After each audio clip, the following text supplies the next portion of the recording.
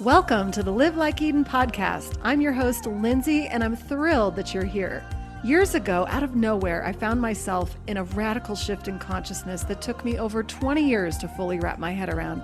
Yes, that's right. It took me a long time, and without any warning, down the rabbit hole of darkness I went.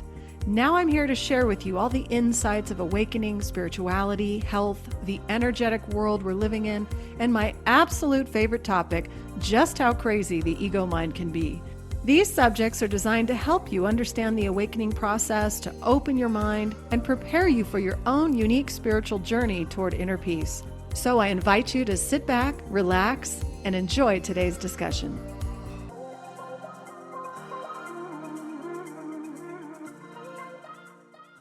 Before we get started with today's show, I want to share with you something I've been working on. I have created a quiz just for you to see where you are on your own unique spiritual path. Everybody loves a quiz, right? You can go to my website at livelikeeden.com, click on the quiz pop-up, and answer 10 quick questions. You'll get an immediate response emailed to you with your results, a personalized podcast playlist including 5 Live Like Eden episodes that will offer you assistance where you currently are. And I've also thrown in a few bonus episodes that you'll receive a few days later.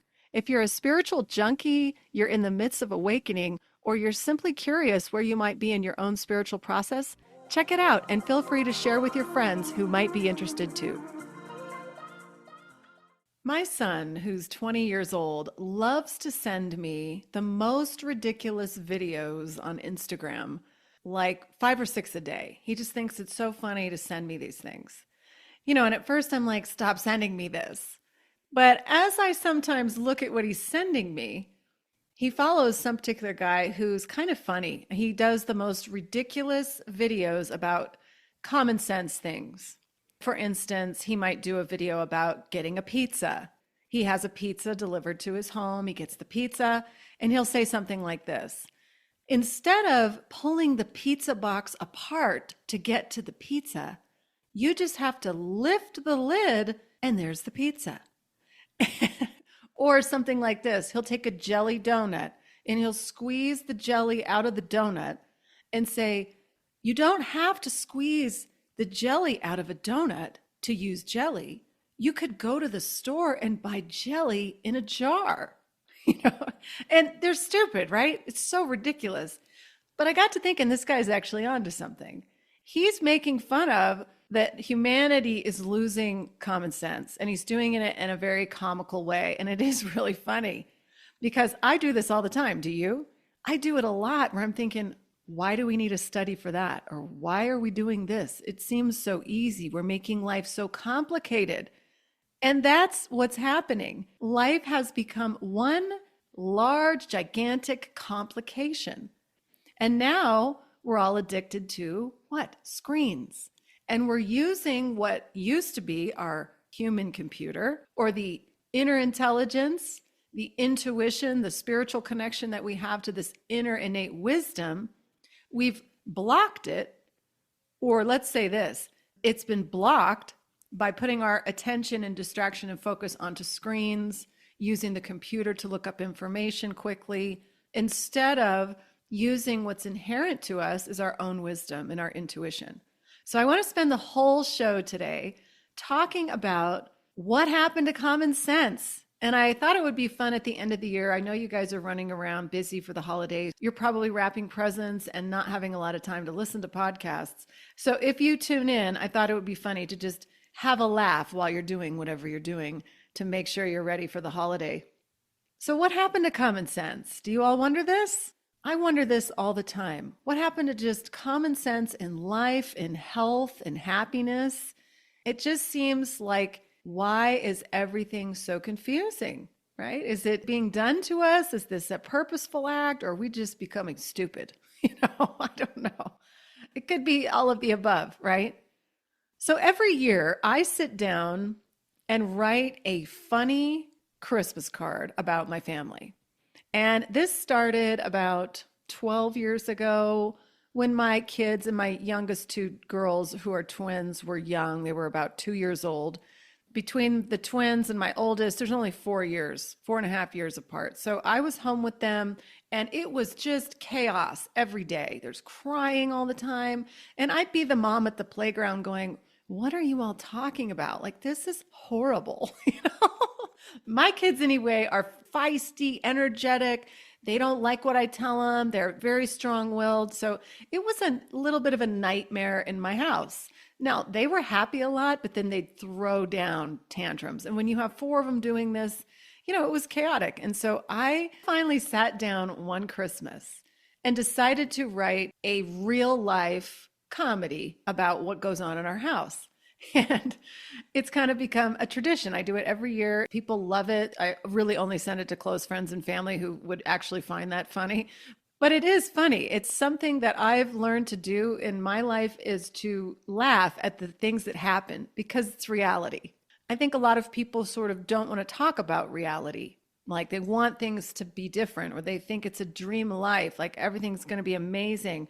And all you have to do is have some kids and you'll realize that that dream is out the window, right? Reality hits hard. I thought it would be fun to kind of do it with the show this year, just to look at the topics that we love to talk about. We're looking at health and well-being, your mental state, and your spiritual connection, and how you do this daily. But I want to use this today to laugh. That's the whole point of the show. So I thought we'd just start off with this. How many of you see headlines in the media or headlines on the news, and it'll be like a scientific study about something that is so blatantly obvious, right? And you're going, so they spent a bunch of money to make a study about something we really already know? If you look into this, you'll see tons of studies, scientific studies about things that I don't really understand why they're putting any money into it at all. For instance, I saw a study that said, study shows consuming sugar may contribute to ADD and ADHD. And I was like, really? Wow. You needed a study to know that giving your children sugar, refined sugar of any kind, is going to make them crazy. All you have to do is stop the study immediately and ask the parents of the children, what happens when you give little Johnny a sucker? Or what happens when you give him straight up Coca-Cola? What happens to him afterwards, And just watch what happens with the kids. They go up, they're crazy, they're running around like lunatics, like some of them literally lunatics, and then they crash and burn. It's a safe bet that sugar may contribute to some hyperactivity or attention deficit problems because you're just going nuts with lots of energy. I mean, how many of you drink energy drinks, or you're drinking coffee or caffeine all the time? What happens? There is a little bit of this energy, right? You get a lot of energy. Some of you that take too much of it, what does it do? It really messes with you, for those of you that are sensitive to it. So anyway, funny. Why do we need a study for that? I'm sure you're all sitting there thinking the same exact thing. Isn't it obvious that sugar does this to most people? What about lengthy studies, like long-term studies on eating better, like cleaning up the diet? Maybe they're eating natural food products, plants and animals. They're just eating natural foods. And in the study, they will give people more exercise, get outside a little more sleep, this kind of stuff. They have more relaxation in their life, and they'll discover that they're healthier. Who knew, right? I mean, who knew? It's like, really? Okay, that's obvious. And I would think any doctor knows that. If they see patients who are very overweight, they have a lot of chronic illness, they're eating poorly, they don't seem happy, it might have something to do with it. Maybe your lifestyle choices are contributing, Again, studies make me laugh. And although I know there's good science out there, there's definitely benefit to having scientific data, I also think it's way over abused. And you're thinking, with all that money they're spending to discover the obvious, the things that we should know innately within us already, what could they do with that money? What else could they do with that money to contribute to the health of society? When you think about innately knowing something, and when I'm speaking about health in particular, what do you think about humans? Does it seem that we know innately what to eat today? because people are eating gas station snacks as a meal. Like, do we really know? Are we that disconnected from our natural state that no one has a clue what we should be eating? It's interesting because when I look at animals in the wild, specifically in the wild, I don't think about domesticated animals because dogs and cats and any domestic animal, they are basically eating our diet, a processed, whatever that crap is, just blended up in a hard packed kibble, right? Unless you're my dog. My dog, who's going to be 11, Miss Shiva, she's a beautiful Alaskan Malamute who always hated eating the processed dog food, like literally would refuse to eat it. Look at me like, you're going to give me this crap to eat? Like give me the sass and everything. So I feed her kind of a raw meat and regular vegetables and fruits in a bowl, and she eats all the time. And she's been fine for years on that diet. I've had dogs in the past where I fed completely raw food, raw meat and raw vegetables, and they loved it, absolutely loved it, and were healthy.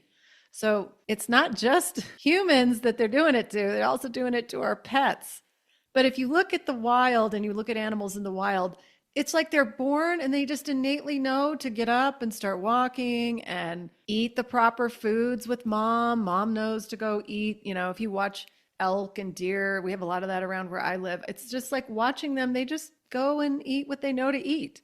It doesn't seem to be an argument about what's happening with their diet. But there is with the human beings. It's really interesting. And I want you to think about this common sense wise, just for a minute. Think about small children. Let's say we've got 10 kids in a group and we put out a little bowl of strawberries and we put out some grapes, and then we have a bowl full of radishes, maybe some cauliflower, some vegetables. Okay. What do you think is going to happen with those kids? Are they going to gravitate more towards the sweet, yummy tasting fruits in their natural state, or are they going to go over to the vegetables? I would bet a lot of money that I don't have on the fruits. And the reason I say that is fruit is one of the only things in its natural state that tastes good. Now, when I say that, vegetables are good, but they're usually good when they're cooked and prepared and seasoned. There's a few veggies that are not so bad on their own, like carrots raw, celery, cucumber, tomatoes, although those are fruits. Anything with a seed is a fruit. So again, we're all going into the fruits here that are really tasty to our palate. Everything else we eat, literally everything, when you think about what our standard American diet is today, is processed, salted, oiled, baked, fried, seasoned 10 times over until we call it good flavor, right? So I always think it's interesting. Common sense says fruit tastes good all on its own when it's ripe. Obviously, it tastes terrible when it's not, but when it's ripe and mature, it tastes amazing. People always talk about, oh, there's sugar in the fruit and it's not good for you. But you're not going to consume 15 apples. You're just not. You're going to eat one apple, probably maybe two at a time, and that's it. We're not talking about juicing an entire apple orchard and drinking it at once, It's a very small amount that you're eating at a time. Plus, the fruit contains fiber, so it's very helpful in the digestive tract. Anyway, you get what I'm saying. Where is the common sense with this, right? Animals know what to eat. Why are we so confused? So I like to laugh a lot, thinking, why do we have no clue what to eat? I hope you can laugh too, because it is silly. And food can be really good, right? It's fun. We celebrate food as human beings, and it is fun. But when we're just looking at it from a natural state and perspective, it's ridiculous what we're doing to food. So what about water intake? I laugh at this one too. Now, everybody and their brothers coming out saying you need like 100 ounces of water every day, or you need your body weight in half every day. I mean, there's different numbers. People are always talking about water, water, water. Like that's the big problem. And I'm thinking, again, back to the animals. Have any of you ever seen animals just gulping water, like just laying in the stream for hours, just gulping water? I wonder about how much water do the animals actually drink? I don't sit and watch them, for weeks at a time, so I don't know. Where I live, we're in a high desert. We don't have a lot of water here. So I'm always thinking the deer survive and they must not need a lot of water. Now, why would that be? Why would you not need a lot of water? I mean, this is how far from our innate wisdom we've come. And why are they telling us that we need so much water? Is that really true? Well, what's true about it is we actually need the water if we're only consuming processed, dried up food. Just do your own study, right? You know how much I love studies. Do your own little experiment. Go eat some processed snacks that are dry and crunchy and yummy. But what happens in your mouth after you eat them? You're thirsty. You're so thirsty. So it's the body's way of saying, hey, if you want me to digest this mess that you just put into it, I'm going to need some extra water because none of the food you're consuming has any hydration in it. So this leads me to eating your hydration. Eating foods that have water content in them is so critical. Not to mention, you won't need to be consuming large amounts of water. And you know how you know that? Just try it. Right? Just try it. I've done it a lot where I'm eating only foods that have lots of water in them. That's the fruits and vegetables. If you start consuming more fruits and vegetables than the other foods that you eat, you will notice you don't need as much water. In fact, I've done extensive periods of time where I'm only consuming fruits and vegetables. I'm not drinking that much water at all, like very little. And guess what? I'm running to the bathroom, urinating all the time. I'm consuming hydration, but it's coming in the form of food instead of water, like drinking water. Now, I'm not sitting here saying don't drink any water. What I'm saying is, where are you getting your water content? Now, that fact alone, if everybody were to suddenly switch and start eating raw fruits and vegetables, or at least incorporating more of them into your diet so that you have this amazing supply of water in your body, that's not going to be good for the water companies that are selling you water, which I often think is probably just tap water in a bottle, right? I mean, how the hell did we know what they're putting in the bottled water? And everybody's going now buying bottled water. We have to. You can't even get on the plane now with water. I was at the airport recently and I had a little bit of water in my Stanley water bottle. And you can make fun of the Stanley. I think it's so funny when people make fun of Stanleys. They're literally the best. They keep the water so cold for a long period of time. Anyway, I had a little bit of water left in that. And of course, TSA screens me, right? Hey, you can't bring water. I know, I forgot. Can I just drink it real quick? No, ma'am, you can't do that. You cannot drink your own water. And I'm going, really? I put the water in there. I'll drink it.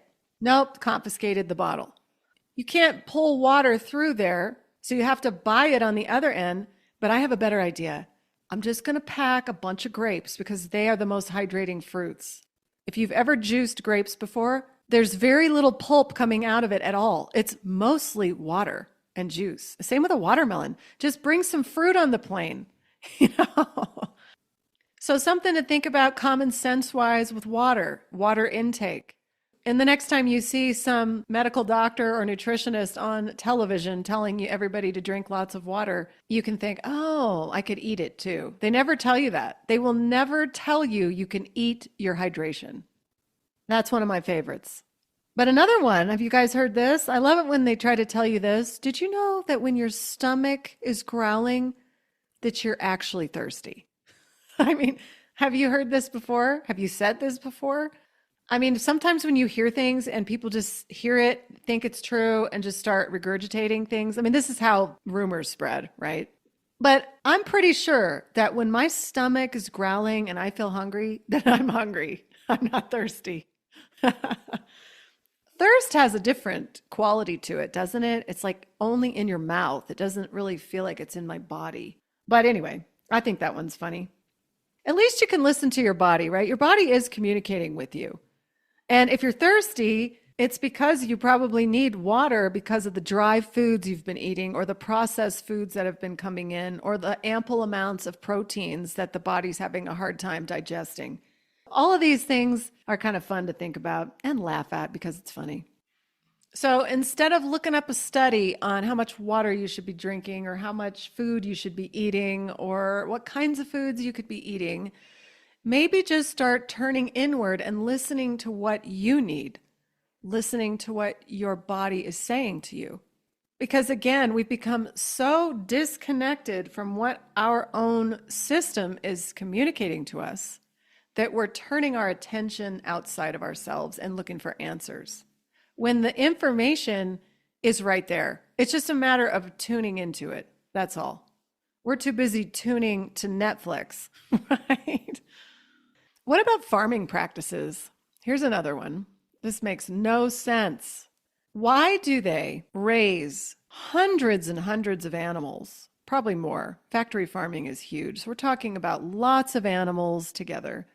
Why in the world would you ever put the animals and all of their excrement or feces running into the water, which is now leaking into the crops? And now you've got recalls on crops for E. coli and all this stuff. And you're going, how in the world is that happening? Again, common sense says, why would you put that anywhere near what you're going to put in your mouth? It's just, which leads me to a man, I can't remember his name right now. I've mentioned him before, but he is from Japan or was from Japan. He was really big into not tilling the soil, like don't mess with the soil when you're farming. The microbiome underneath there is working perfectly. And the second you dig into it and turn it over, you've now disrupted it. Well, that makes sense.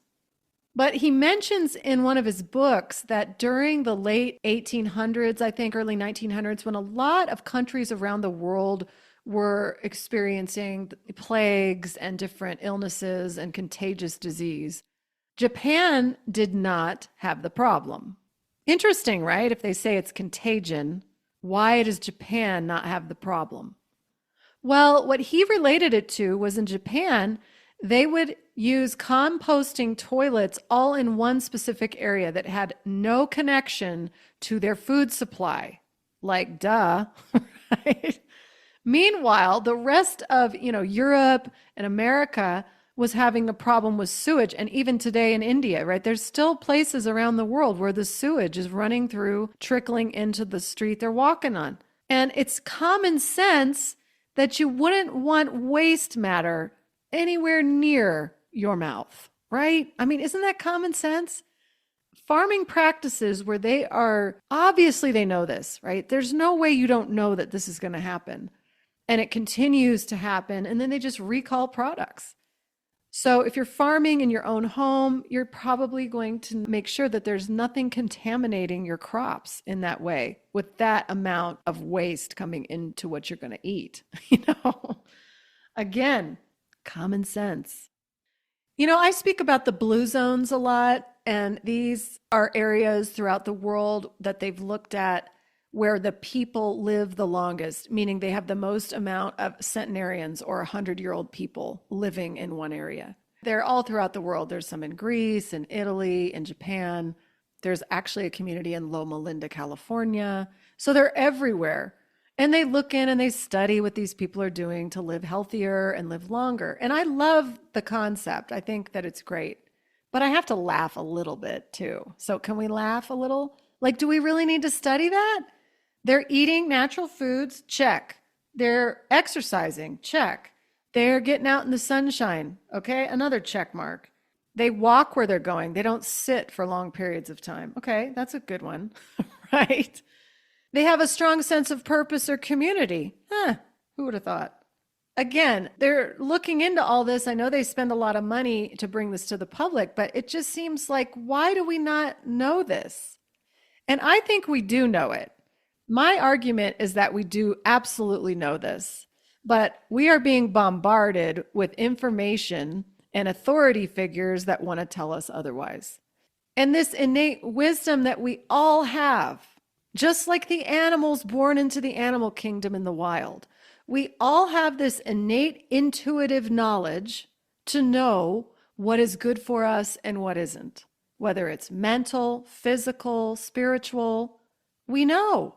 But I would say that it's been hijacked, that a large, very powerful group of people or groups of people called big food or big pharma or big medicine or whatever you want to call it, you put any name you want on it, have done a beautiful job of marketing their authority and power over you. So instead of you listening to your own intuitive knowledge, for instance, women who have a child, they call it mother's intuition, right? It's a mom's intuition that something is wrong with her baby. If any of you women out there who've had children, you know this to be true. You know when something's wrong. You know it, and your baby can't even speak to you yet. There is an information and communication happening between the two of you. And this happens between everyone, but they're cutting it off by using authority, white jackets, degrees, education, nutritional degrees, all these things that somehow to know anything in this world, you must have a degree backing the knowledge that you have. And we have, as a culture, I'm not saying everyone believes this, but I would say as a collective, we all sort of buy into this. I mean, just look at the pandemic. Well, trust the authority. Just trust what they're telling us. I'm thinking, do we want to do that? I don't know. This could be scary. So it's an interesting concept that somehow we as a collective have allowed them, the powers that be, and let's just say the ones seeking profit, right? They make a lot of money on this stuff. They have masterfully, and I like to use that word because it reminds me of the ego's tricks. And it's very egoic in nature because it's self-gratification. Self-gratification not only for them as an individual, but as the whole structure, the gratification of the company. They're the powerhouse, right? They're in control. It's very ego-based. But they've done that mastery by making you believe that they know what's best, that they know more than you on the subject. And they use their scientific studies. Whichever company hired the scientific team to do the research, there's a lot of fraud and corruption in science. But common sense says otherwise, doesn't it? Do we really need a corporate conglomerate telling us what is best for us every day? The company marketing and branding obviously works because they sell their products. For any of you interested in health and you're following how Robert Kennedy Jr. is going to head up health and human services in this country, I've seen a lot of conversations on the media, and recently I saw one that, again, common sense wise, just made me laugh. I don't remember where I saw it. I just saw a conversation between a couple of, talking heads talking about how they're going to work to get all the chemicals out of the Fruit Loops. And I'm laughing in my head. Can you hear it? I'm laughing. The chemicals out of the Fruit Loops. Everyone listen to that sentence. The Fruit Loops. Like Fruit Loops is a staple in the diet. I'm thinking it's not the chemicals in the Fruit Loops. Yeah, those don't help. But what about the Fruit Loops at all? Like, what about these processed flours grinded down with coloring and all this crap? Do you find a Fruit Loop on a tree? Like, could I plant a Fruit Loop and then eat it? It's a start, right? The fact that we're looking at chemicals, great. Let's start there. But I hope it leads to further discussion about natural food at all. And they're going to protect these companies, right? They're not going to just let them go out of business. There's jobs, the economy, blah, blah, blah. All of that is going to still be there. I look at it more like, yeah, but I have common sense. Everybody else has common sense. If you want to eat the Fruit Loops, it's a choice. You don't have to buy them. Do you have to blame the company for putting all of the stuff in those foods when they're not really food in the first place? That's how I feel about it. Common sense says, well, that's not really food. But okay, and I eat processed food. I do. I just try not to eat a lot of it because I can tell immediately when I eat it. It's like, now I'm thirsty. I need to drink tons of water. If you learn how to hydrate with food, you know how to get back on track much faster and you feel better in the process. So on the broader topic of putting your faith into authority, it's not only these companies, medical doctors, the medical establishment, pharma, the nutritionists out there. It's not just that. It's anybody in power or a position of authority in any field. It doesn't just mean health. It could be mental health. It could be your local community, whoever's leading up the local community that you're living in. There's not only authority there that we're sort of handing our common sense and power over to most of the time, but there's this thing now where you're listening to influencers and you may not even realize that that's what they are. They are paid talking heads on social media. Lots of people just paid to push a narrative and you don't even know it's happening. So my point is, in using your own common sense, when you see information and your intuition inside or your little computer goes, that sounds funny, listen to it. It usually is right. When that little voice inside of your head goes, I don't really believe any of that, or I don't know about that. That doesn't sound right. I just got off the phone with my mother-in-law this morning, and I'm going to tell you this story because I think it's so funny. We were laughing. She was talking about how recently she's had just a constant drainage in her throat for like a year. She told me that she went in for a specialist appointment with the ear, nose, and throat guy. And then she told me that his suggestion to her was to get some speech therapy. And I have to tell you, we both laughed because she said, I maybe understand where you're going, but I'm not going to do that because it doesn't make any sense to her. Like, I'm in here for drainage and you're talking about speech therapy. I don't know. Anyway, I thought it was funny. She was laughing, but this is the kind of stuff I'm talking about. The little part of you that says, no, I don't think that's the right move for me. Now, it might be the right move for somebody else, but what is right for you? And that's all that really matters. What is right for you? So when you're looking through social media or when you're online or even the news, remember, paid influencers are a big deal today. They are everywhere, and it can be subtle to the point where you don't even know. Even the most popular podcasters, the most popular people that you listen to are being paid. When you find that out, it's like, ugh, just that slight, like, I get that people need to make money. I totally get that whole thing. But it's another thing to take money to push a narrative, even if you don't believe in it. So keep in mind that happens. So now that you're looking through things, you might go, oh, I wonder what's behind that story. You may not even know, but at least that little voice is starting to open up and you're listening to yourself rather than your news feed or what is looping through your feed every second of every day. What I'm really getting at here, and this is the essence of the Live Like Eden podcast, is why don't we listen to our spiritual self, that wiser teacher inside? Why is it that we allow ourselves to hand over authority to something else, to someone else, or groups of people, or just a whole cultural narrative? Why do we do that? And again, I go always back to our own split mind within us, the ego versus the spiritual side, which is what we talked about last episode. And if you didn't listen to it, it was a lot more serious talk, and you can go hear that and you'll know what I'm talking about. So again, as you're going through the holidays here and you see the most ridiculous things, or you have children like mine who send you the most ridiculous videos, there actually might be a little bit of purpose to them. And they might shine a light on something that maybe you've already known, like common sense.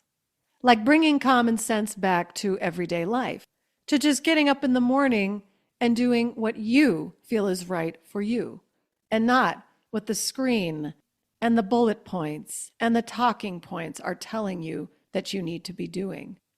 Like, for instance, when you hear all of this stuff about health, you need to get up and drink this and eat this. And then at noon, you need to have another snack. And then you need to get all of your blood levels checked and do all these things. It's like, that sounds like torture to me.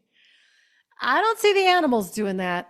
It's a shift in how you live. It's a shift in trusting your own intuition. That's all it is.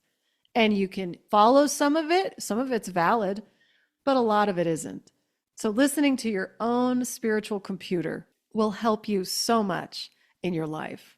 So as you're moving through your life, you can begin to sort of look at everything you're seeing with your eyeballs, and anything that comes up intuitively, you can check in with.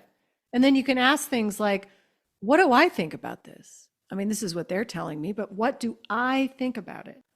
What do I feel is best for me? I mean, even if it's best for someone else, is it really best for me? Like maybe something's working wonderfully for someone else, but will it work for me or does it work for me? And if it doesn't work for me, that's okay. I can find something else that works. And sometimes it's difficult because the collective can be very powerful, can be so powerful, right? Where it's pulling you in and now you think you need to do what the Joneses are doing or what Joe Schmo's doing down there. But does it really matter? I mean, ask this larger question. Does it really matter? And who does it matter for? You or them? So always thinking about what works best for you. What makes you feel good in life? What makes you happy? Start noticing how much you're being influenced all around you. Slogans, branding, news clips, movies, everything is trying to sway you. You know, don't think for 1 second that there's not some agenda going on to pull you away from your own inner authority. They don't want you to know that you have the power to live your own life the way you want to. When you start seeing this, then you can liberate yourself, right? You can laugh a lot more. Things will make you laugh and you'll be lighter and happier. And as you're wrapping gifts for Christmas, you won't be so mad about it because it's hurting your shoulders. Now you have some tension in your neck. No, you can think about these things as being funny and humorous and lighter. Before I let you go today and get back to whatever holiday madness you're participating in, I just want to leave you with a few other common sense studies that caught my attention that I found hysterical. Number one, there was a study that came out of Yale not that long ago, and it was about clutter. My favorite thing in the world is not having clutter, but it's removing clutter. So I saw this on social media. It came up in my feed, probably because I mentioned the word clutter, and then all of a sudden now you have a million things on that topic, right? You know how the algorithms work, where they're spying on what you're doing and saying and looking on your email, and then all of a sudden you have an ad pop up in your Instagram or Facebook feed or whatever you're looking on.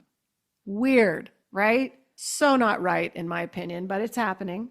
And I just laugh at it. They really want me to buy that, don't they? You know? But I'm not doing it. But there's a study, I'm not kidding you, out of Yale, that is looking at, and this is what it said, how visual clutter affects how efficiently information flows in the visual cortex. I'm not kidding you.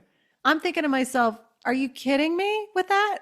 Like, no way. Of course, lots of stuff in your visual field slows information into your brain. Like, I don't understand why that was even a study. I really don't. I mean, how many of you sit down at your desk to do work or whatever you're doing, or you're working in the kitchen and there's piles of dishes? I don't know about you, but I must clear that out, the clutter. I have to clear it away and then start being productive, whether I'm in my office doing some work on the computer or I'm in the kitchen getting ready to prepare a meal. There's no way in hell I'm preparing a meal with dirty dishes all over the place. Isn't that common sense? We should know that, right? It's not something where we need to pay lots of money to discover that, wow, clutter actually affects how the brain interprets information. Who cares about the brain? You know how to fix it, right? So there's that, which I found funny. I even sent it to a sister-in-law who thought it was hysterical too. We were both like, duh, you know? So that was another novel finding in the scientific community. But another one that makes me sort of laugh is these studies on the power of the mind.